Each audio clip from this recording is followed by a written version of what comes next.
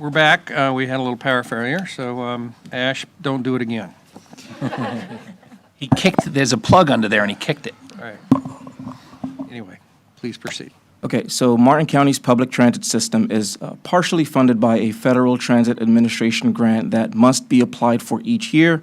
The grant application requires Martin County Board of County Commissioners to conduct a public hearing that encourages public participation and opportunities for the community to comment on the program of projects for the filing of the fiscal year 2021 Section 5307 grant application. The recommendation is that the board authorize the county administrator or designee to execute and file a fiscal year 21 Section 5307 urbanized area formula program funds application on behalf of the Martin County Board of County Commissioners with the Federal Transit Administration for federal assistance as authorized by USC 49, Chapter 53, Title 23, and other federal statutes authorizing a project administered by the Federal Transit Administration. So this is an opportunity for the general public to make comment on the POP, as well as for the board to ask any questions regarding the 5307 grant application.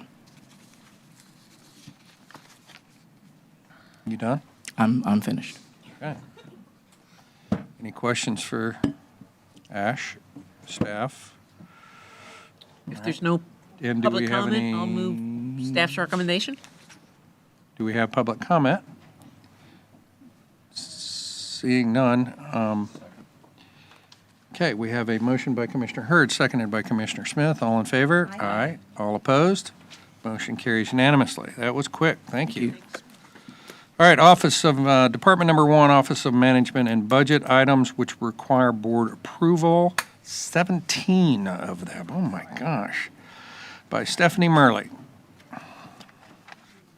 Good afternoon, Commissioners. Stephanie Murley, Director of the Office of Management and Budget. I have 17 items on OMB today and a gaggle of support over in the wings if we have any questions.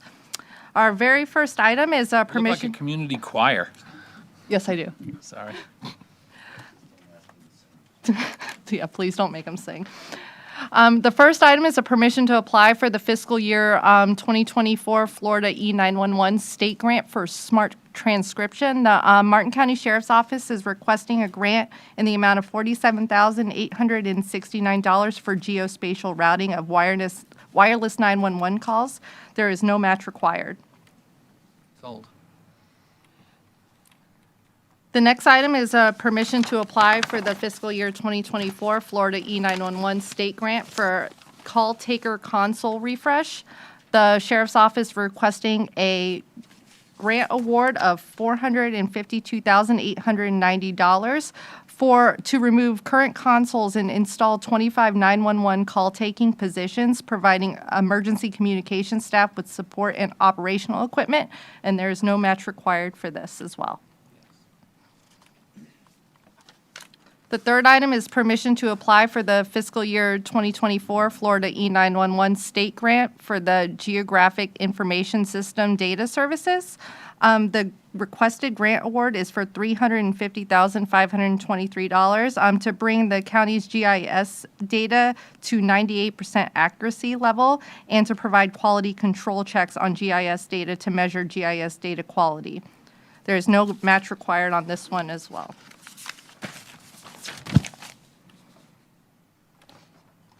The next item is a permission to apply for the Children's Services Council Grant Program for the after-school, out-of-school program. Parks and Rec gets this grant every year, and they're requesting $400,000 to pay for the staff, maintenance, supplies, and programming at Golden Gate Alternative After School Program, the Lamar Howard Park in Golden Gate, and the Jensen After School Experience Program at Langford Park. The grant match is the currently budgeted $345,921, which is just budgeted within the Parks and Recreational operational budget annually. Number 5 is a permission to apply for the Florida Fish and Wildlife Conservation Commission Artificial Reef Construction Grant. The Coastal Management Division is requesting $60,000 for the construction of reef darts or one rubble reef in the, I'm not even going to pronounce it, permitted area. And the project will enhance the marine habitat and provide structural complexity. There's a grant match of $30,000, which is already budgeted within our reef management capital improvement plan sheet. Item number 6 is a permission to apply for the Indian River Lagoon License Plate Program Grant for the IRL Estuary Restoration Project. This is a requested grant award of $60,000 to spawn, grow, and release clams as part of the county's efforts to restore seagrass habitat. A local share of $60,000 is required, and it's already budgeted within our Indian River Lagoon Estuary Restoration CIP sheet. Item number 7 is permission to apply for funding from Florida Inland Navigation District fine for derelict vessel removal funds. The building department is requesting the reimbursement of $75,000 for 18 vessels through the waterways of Martin County that have been determined to be derelict. We have already expended these funds, and this is just a recoup, and there's no grant match required. Number 8 is a permission to apply for the Bureau of Justice Assistance Justice and Mental Health Collaboration Program grant. The Human Services Division is requesting $300,000 for Martin County's Mental Health Court to offer a continuation of case management services, transitional housing assistance, and supplemental funds for the treatment services of the population. There's no grant match required other than some in-kind match through salaries and staff time.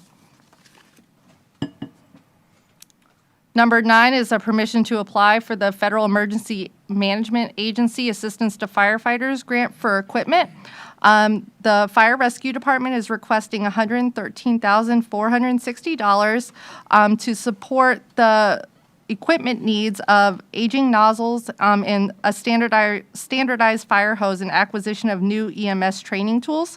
There's only a grant match of $10,314, which is budgeted within the Fire Rescue Fixed Asset Replacement Budget Program. Number 10 is a permission to apply for the FEMA Assistance to Firefighters Grant for Fire Prevention and Safety. Fire Rescue is requesting a grant award of $65,647 for the purchase of over 2,000 smoke alarms for installation in homes of Martin County residents that are in critical need. There is a grant match of $3,126, which is already programmed in the Fire Rescue Fire Prevention operational budget. Number 11 is the permission to accept the FDOT County Road 714 Supplemental Agreement Number 1.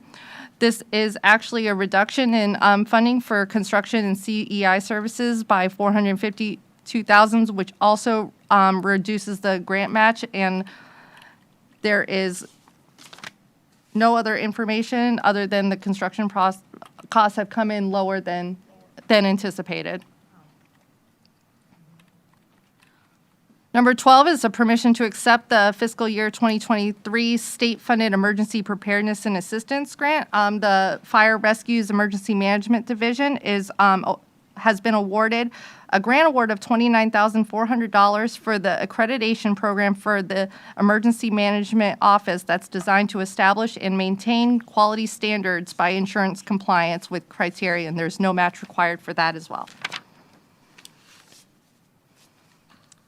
Number 13 is a permission to accept Amendment Number 1 for the Florida Department of Environmental Protection Agreement. The Utilities and Solid Waste Department is being awarded additional funding in the amount of $400,000 for successful septic to sewer program and project readiness.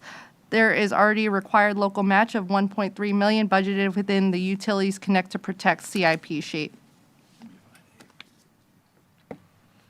Number 14 is a similar one, Amendment Number 1 to another FDEP, septic to sewer Connect to Protect item.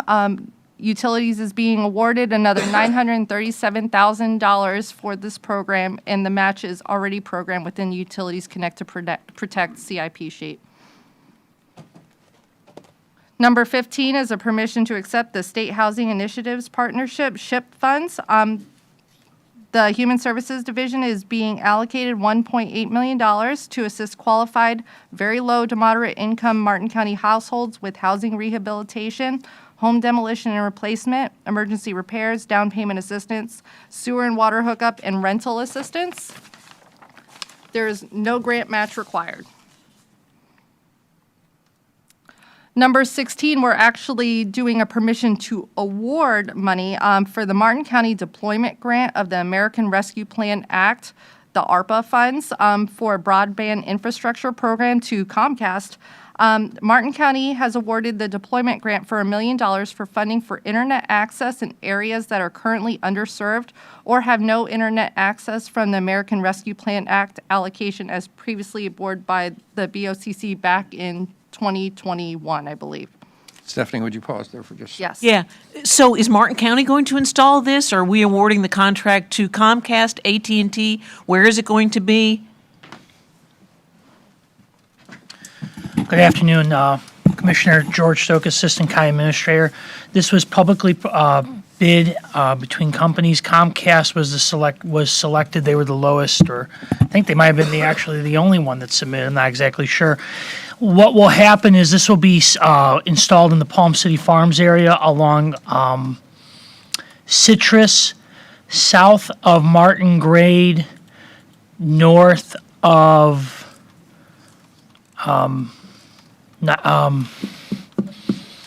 is it 96? I was going to say 94th Street. That's the area. Basically, it goes just south of 95 to 96th Street on the east side of the road. How is that area selected? Because I live in Rocky Point and we don't have decent internet. So that area was selected because they currently have no service, and it was Yeah, I through have none the. half the time. It was through. Me too.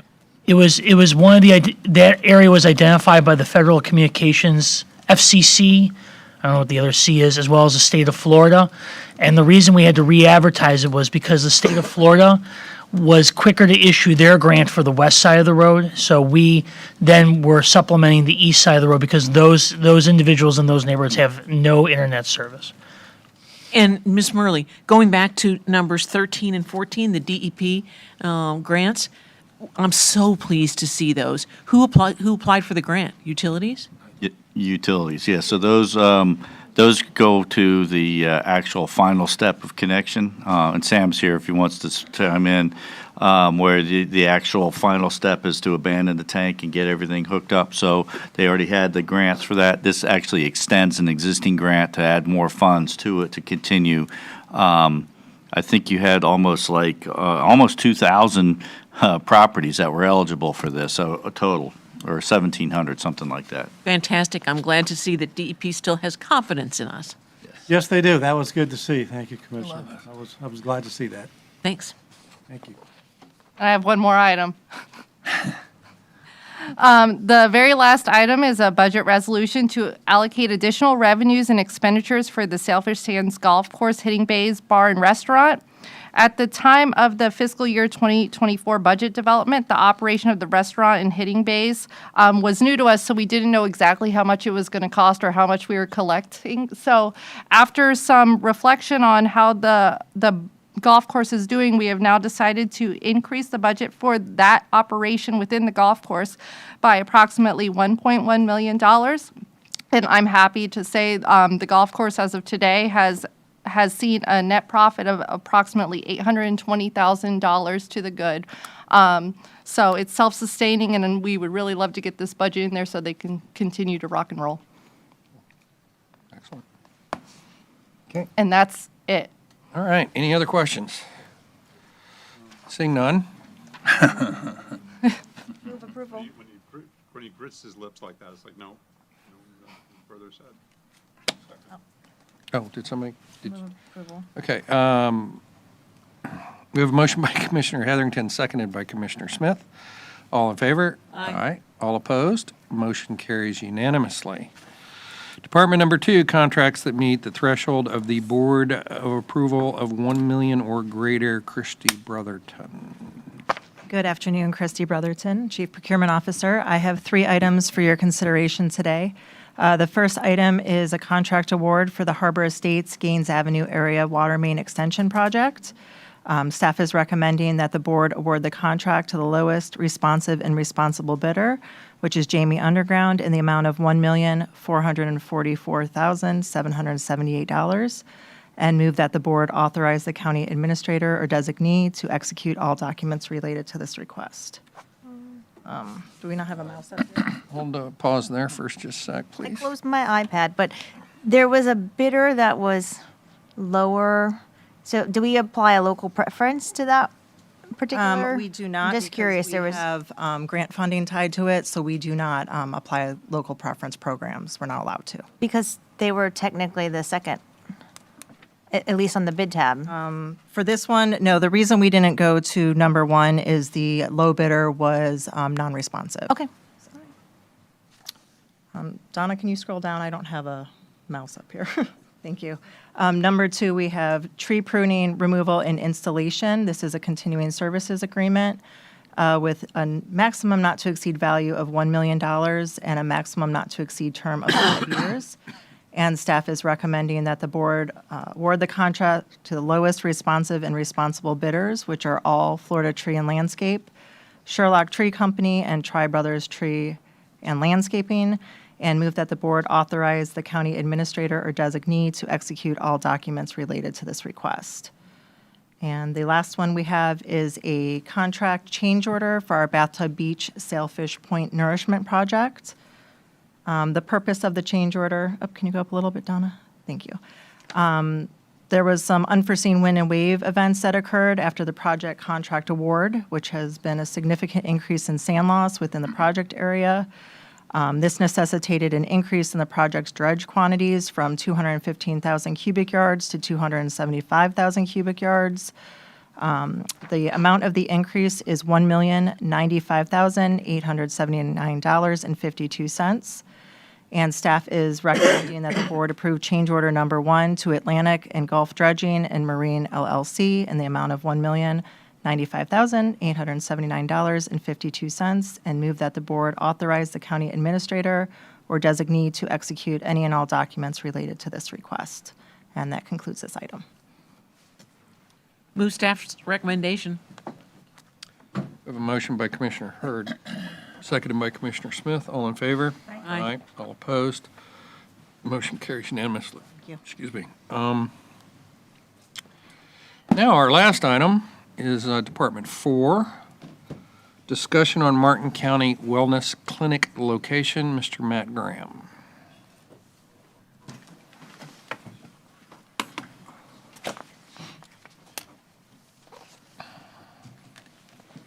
Good afternoon, Commissioners. Matt Graham, Assistant County Administrator. With me today is George Zama, Deputy Director of Public Works. And I'm just here to give you a quick update on the clinic as well as get your direction on which county property you would like us to build the clinic on. So just to recap, this here is a timeline. In November of 2022, the board authorized us to design and construct a clinic on one of two county properties.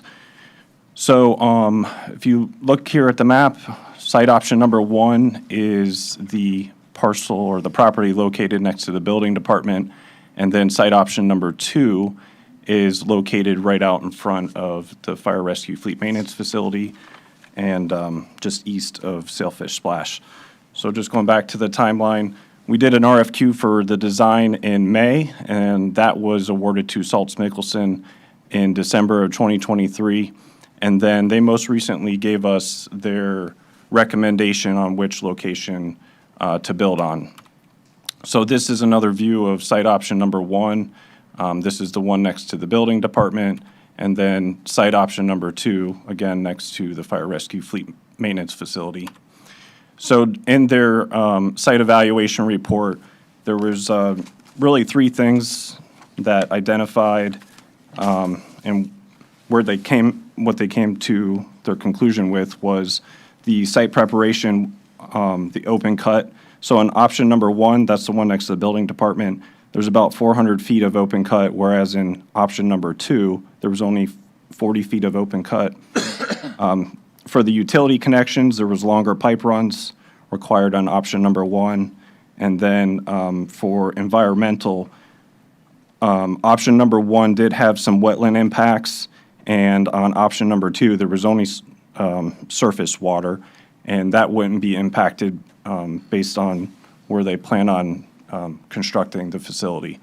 So their recommendation is site option number 2, and really just the 3 reasons are reduced material and installation cost, lower maintenance costs, and there were no identified wetlands. So staff recommendation is moved that the board authorize staff to construct the county wellness clinic on site option 2, located at 951 Southeast Rumpke Street. That concludes my presentation. I also have the architect and engineer here, if there's any questions, as well as Public Works, who's taking the lead on this project. I'll only add that the consultant was contracted. This was publicly advertised as an individual project. The consultant was tasked first with the site assessment to review the constraints, perform an environmental assessment and analysis, as well as constructability. So the basis of this recommendation is on task 1. Upon approval and direction, we will move forward with design development of both the building and preparation of a site plan. And lastly, the site option selected is actually within the county jurisdiction.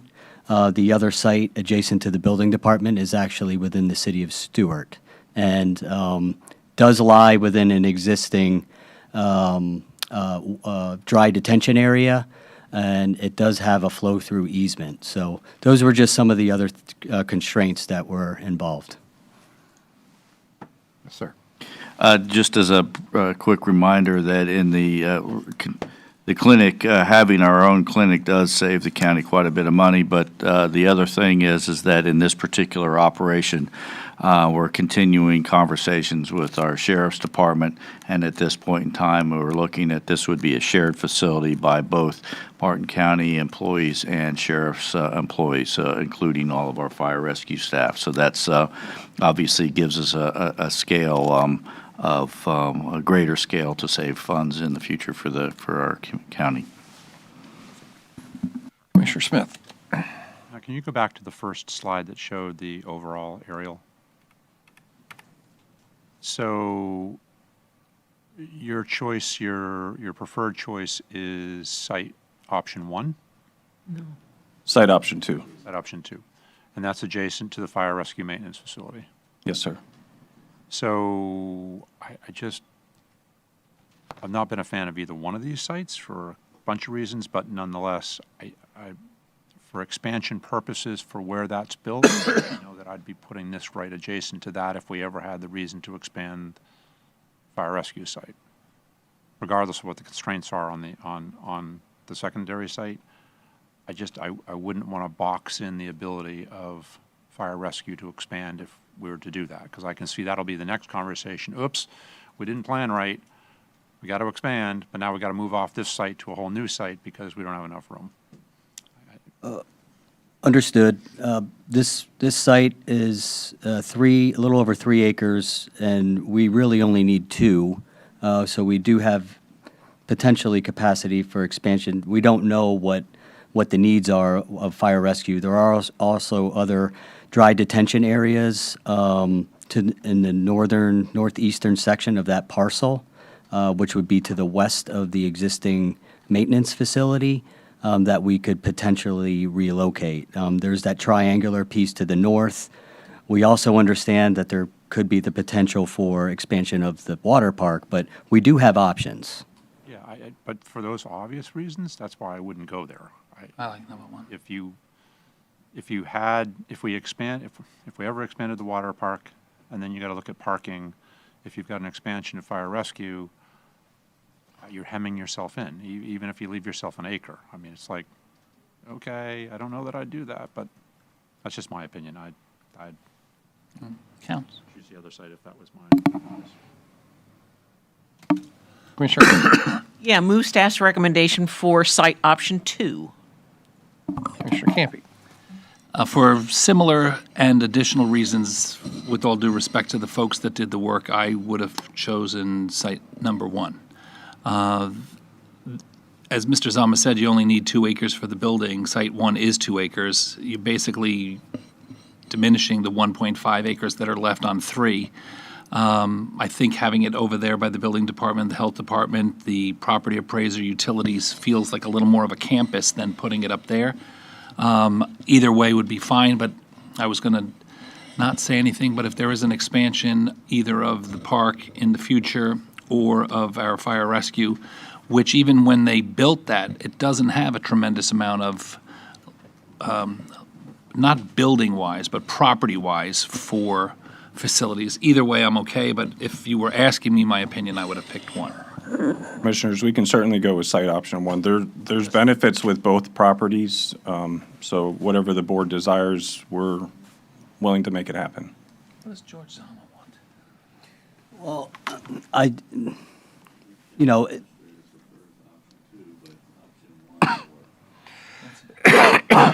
there are some constraints. We would have to work around, that is an existing dry detention. There is only a certain amount of capacity.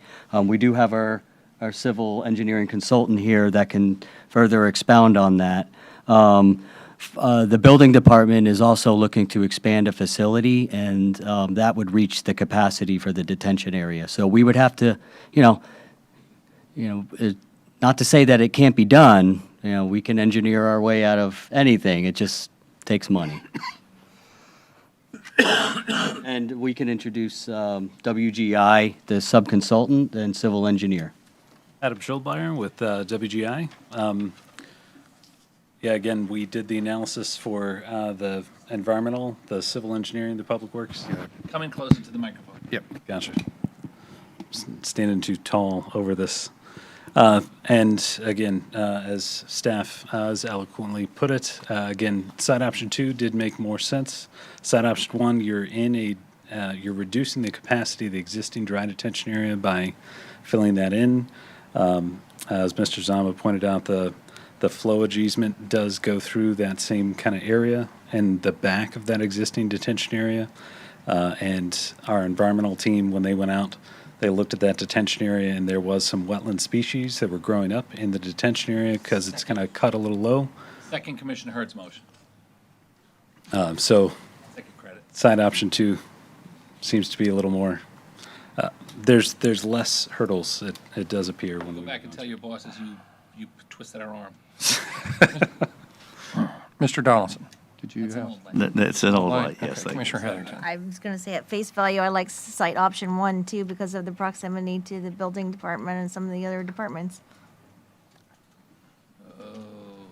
But I understand your logic behind 2. Commissioner Smith? Yeah, how far does our property go to the east? In back of option 1? On the back of option 1, Is that whole wooded area in back? that whole wooded area, which would be behind if you, Okay, so for, cursor. Oh, we have a cursor. Go back. so all It of. would be right all of here, That area in there that is- line, Right. All that area is ours. correct. So for stormwater and whatnot, you've got another 3 acres, 3.5 acres in there to work with. Well, that stormwater area is treatment for this property, this entire impervious area. If I'm not mistaken, there's a flow-through for these areas, so that it's shared storage, Right, but you've really, in this whole area. Wooded area to the east, right? There's no stormwater anywhere where your glove is, right? There is. This is the part of the dry detention area storage, this whole area. There's no depression there. That's all just natural land. Oh, it's a 3-foot depression. Nice. Good girl, you had. Okay. Guys build what you want. Yeah, I only say that having worked with the previous owners around the drainage in there, that dry detention area was a lot more complicated than staff kind of brought up in terms of how it serves the other area and with the flowage easement. So it could be done, but it just requires with working with other property owners and relocating that equivalent storage. So it is it is a much more complicated arrangement for what is relatively a small facility that we're trying to build. Okay. Any other comments? Huh? You. Like, We have a motion by Commissioner Hurd, seconded by Commissioner Campy. All in favor? Aye. All opposed? Motion passes 3-2, which is an oddity, with Commissioner Smith and Commissioner Heatherington dissenting. On something you thought was just going to be so Thought this was so. nothing simple. nothing so. Thank you, Commissioners. So with that, we have reached the end of our agenda because we've pushed CIP till next meeting. That I'm hoping our agenda is a little lighter than what we've experienced today. Mr. Donaldson, I'll stress that again. I'll do my best, sir. Okay. And so we do have a public comment. Dr. John Hips.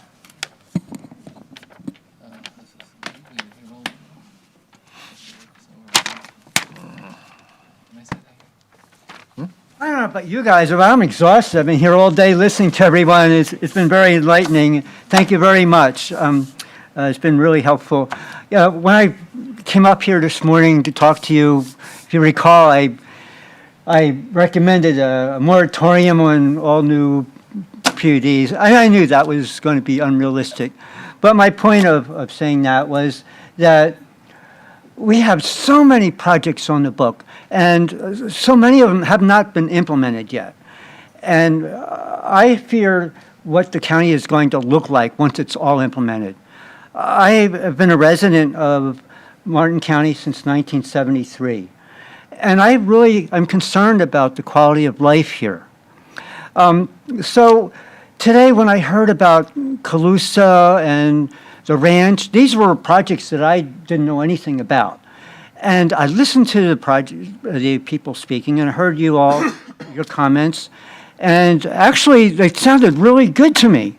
And you were talking about preserving some of the wetlands, and I'm all for that.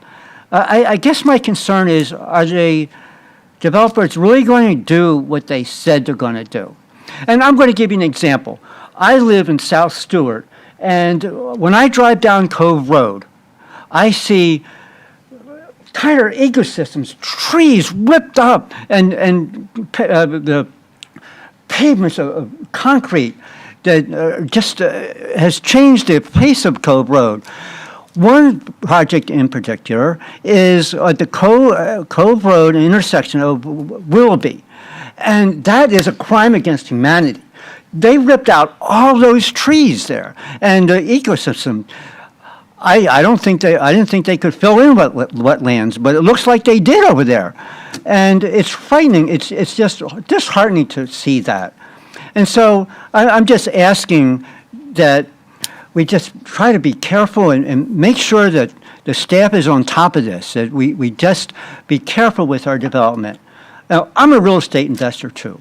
And I believe in property rights, but we also have the rights of the community as a whole, and we have a responsibility to their well-being as well. And so I just want us to be careful with our future going forward. And I know you are. I listen to you, and I know you guys all work really hard. Just asking to really be mindful of what's going on. There's just so much of it. Thank you, and have a good evening. I'm done. You guys should be done too, because it's really been a long day. See you on the 14th. Commissioner Smith. Yeah, Don, I think we have to be better at responding sometimes to things. Does Martin County allow any damage, fill-in whatsoever to wetlands? No, we do not allow impacts to wetland. There's our rare circumstances where they have a preclusion of reasonable use where you have to gain access to the upland portion, but otherwise there are wetlands are protected by Martin County to much different than most other communities, which allow mitigation. The county does not allow mitigation. Sometimes, and just for the gentleman who was speaking, I just think it's important that we don't leave with the impression that we do on things like that, because we don't. Thank you. Our next speaker is Gary Eller.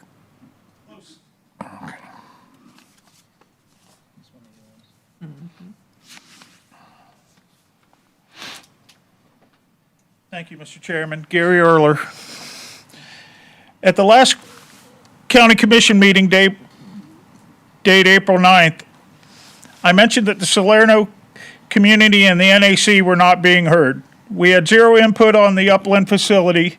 We didn't even know about it until fairly recently. Actually, it was the October 2023 NAC meeting. Commissioner Hurd had said that NAC had had 6 presentations, which were prior to the commission's approval. Susan Kors had said that the NAC had 3 or 4 presentations over the last year, as well as numerous updates since 2017. I guess it all depends on your definition of a presentation. My definition says it would be listed on the agenda and open for discussion. That a discussion actually takes place. Questions are allowed and answered. Residents have an opportunity to express their opinions, give feedback, and have input into the final plan. None of that has happened. Since November 2017, the Salerno NAC had 1 presentation on the mooring field. That was at June 8th by the Deputy Director. It did not include the Upland facility because it was in the cone of silence. We were kept in the dark. The Upland and the mooring fields were always lumped together with updates on 4 or 5 other projects like Costello Williams Park's bathrooms, and they went like this. Anchors for 42 mooring balls have been placed. Dock constructed contracts been awarded. An RFP for the Upland facility was posted, all in the cone of silence. When we were first told in October, it was not going to be at Pirates Cove, but at Manatee Park. Whenever we asked questions, we were told, it's not a CRA project. Contact Jessica Garland in the Public Works Department. Commissioner Smith, if you truly consider these presentations, you told me that if it had happened in a vacuum, that you'd call for an immediate pause on the project.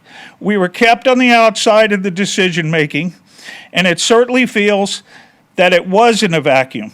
I'm asking you to take that pause that you promised. Also, the updates were given because the NAC had been asked, and I raised a question with them at the last meeting. Again, not on the agenda. Thank you for your time, Commissioners. Thank you. And with that, is there any other public comment? Seeing none, our next meeting is May 14th, 2024. And with, yes, sir. I know you all want to get out of here, but I have a couple. There's 3 things I just need to highlight since our last meeting, and that one is, please, it's regarding just some of your staff's accomplishments. And so it's a positive note. I think it's worthy to pause even in this moment. So first of all, Jen Salas and the Library Department got a Taxpayers Association Award. That was, and they were celebrated the other night for their fiscal responsibility and delivering high-quality services. And then there was a regional awards for safety awards, and we had several departments, and I thought compared to Palm Beach County and our surrounding Treasure Coast counties that were there, we did very well. Martin County Health and Human Services got an overdose action program. The fire rescue had, with their training with the sheriffs on active shooter simulation training. Our fire marshal had a new program for safety that they were highlighted on. And then our traffic department has a new preemption program for fire rescue and how they deliver when they have an emergency call and how our new system implements. And then finally, we had Yuri Paraga, who got a from the Rotary Service Above Self Award, which was awarded at their luncheon this last a couple of weeks ago, also for excellence, and singled out amongst other public safety representatives for doing again service above self. And there was a lot all of these, which I only mentioned their names and the titles and what happened, but when you peel back it was all the accomplishments from these employees was very impressive, and was proud to participate in some of these events to celebrate our your great staff. So thank you for that. Anything else? No, that was it. Can we adjourn now? Yes, sir. Okay, once again, we'll see you May 14th, 2024. And with that, Mother's Day. we are adjourned. Yes.